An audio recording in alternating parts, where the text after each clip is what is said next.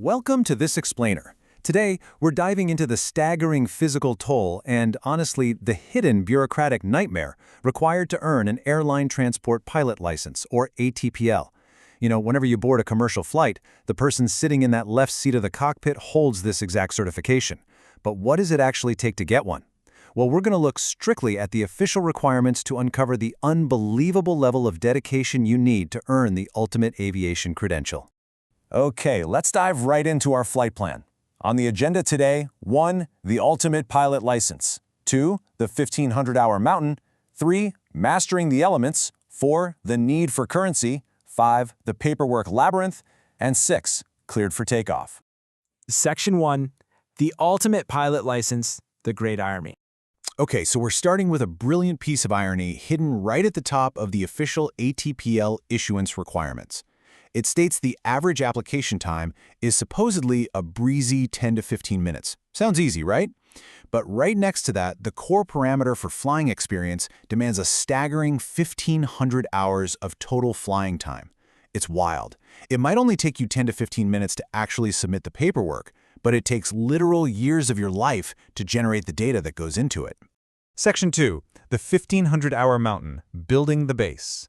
So the absolute foundational requirement for an ATPL is exactly 1,500 hours of total flying time. Now to put that parameter into perspective, if you were to fly nonstop 24 hours a day without ever landing to sleep, eat, or refuel, 1,500 hours translates to nearly 63 straight, sleepless days in the air. Just let the magnitude of that number sink in for a second.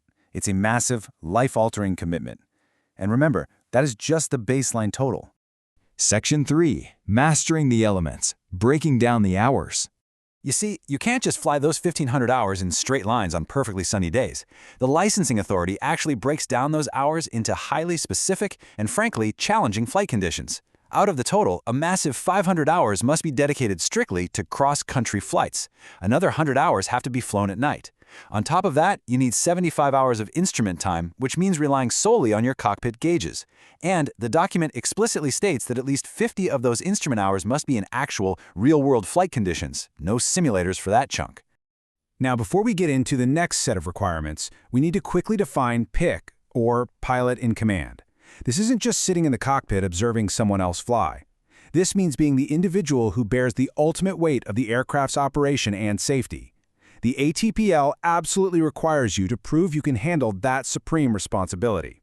So the crucial point here is meeting these really complex, nested leadership requirements within your total hours. You don't just need raw flight time. You need 250 total hours specifically logged as pilot in command. And within that 250 hours, 100 hours must be cross-country as pilot in command. Oh, and drilling down even further, 50 of those cross-country pilot in command hours must be completed at night. It's like a giant puzzle, a highly specific, interwoven matrix of leadership and endurance. Section 4. The need for currency, staying sharp.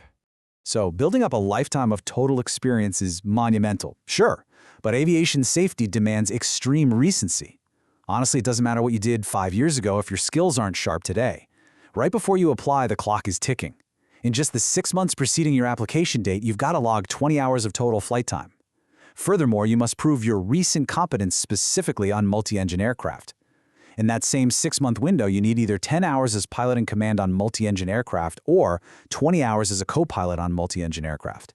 Basically, you have to prove, without a doubt, that you are actively and currently capable. Section 5. The paperwork labyrinth, the final boss. Okay, so once the grueling physical flying parameters are finally met, candidates face a completely different kind of test. An overwhelming, bureaucratic checklist of forms, clearances, logs, and certificates that absolutely must be flawlessly assembled. This is where that supposedly simple 10 to 15-minute application time turns into a sheer wall of administrative hurdles. Let's look a little closer at what's actually on this list. The dizzying array of documents is just extensive. It includes fundamental physical proofs like a medical certificate and assessment sheet, and a basic signal reception test. Then you get into specialized certifications acting as dense administrative hurdles. Things like the RTR certificate, the ELP, or English Language Proficiency Certificate, and get this, even a formal police verification, which is also known as a character and antecedent report. Basically, your background has to be just as spotless as your flying record. And the red tape just continues aggressively. You need official bureaucratic clearances, like a no-objection certificate from concerned headquarters. You must produce an official accident and incident-free certificate covering the preceding 5 years. You need a suitability test and official DGCA results, and perhaps the most daunting part of the whole shebang? You have to submit highly specific administrative forms known as CA39 statements, duly certified by a competent authority, proving every single hour of your total flying period, as well as separate CA39s just for the preceding 6 months. We're talking about an airtight, verified paper trail of your entire aviation existence. Section 6. Cleared for takeoff. The captain's seat. Okay, let's step back and look at the whole picture here. From the skies to the filing cabinet, the journey is incredibly intense. The ATPL is so much more than just a piece of paper. It literally proves that the person flying your plane has survived one of the most rigorous administrative and physical vetting processes on Earth.